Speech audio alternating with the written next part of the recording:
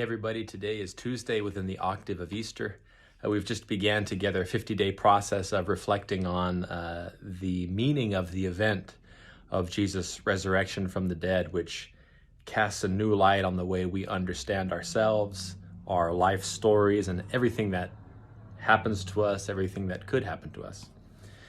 I want to share a thought with you, and it flows from my very limited understanding of Bernard Lonergan's idea of how we understand things.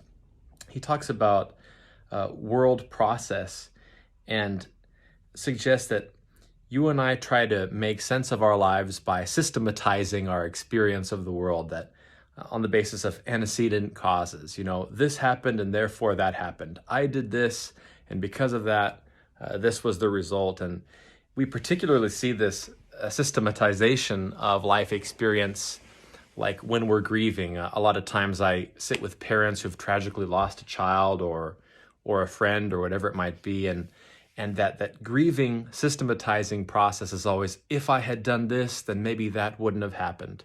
Or maybe if I had loved God better, he would have been better to me.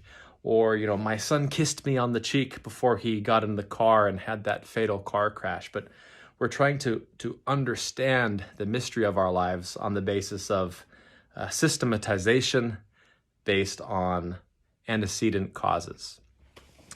Okay, what's my point here?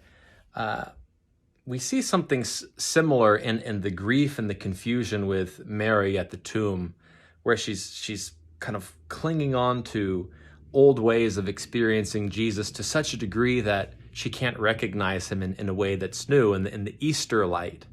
And she's kind of working through the process. Maybe his body was stolen, and maybe this happened and that happened, or else he would be here. And we can all get kind of caught by that, and Mary is only really liberated when Jesus, calls her out by name as a unique, mysterious reality that's not simply the sum of her parts or just another kind of fact in a long series of causes and events and people and genealogy. What Lonergan is going to say in terms of understanding the world in our life, he's going to speak of God as as an unrestricted act of understanding. And that's such a cool phrase for me. God is an unrestricted act of understanding. And by encountering him as such, allowing that unrestricted act of understanding to embrace our, in contrast, limited understanding, which is usually on this unidimensional plane. This happened, therefore that happened. If I would have done this, maybe that would have been the outcome.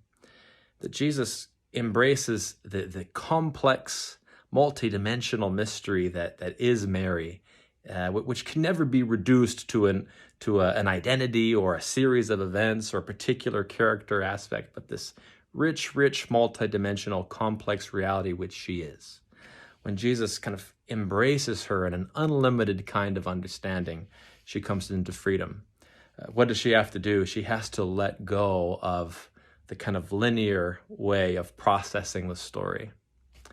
Maybe that's kind of abstract. I don't know if that's meaningful. It's been helpful to me because oftentimes we put life into categories and we make sense of it by making sure everything's in the right box. But gosh, life can get so blurry and incomprehensible that way.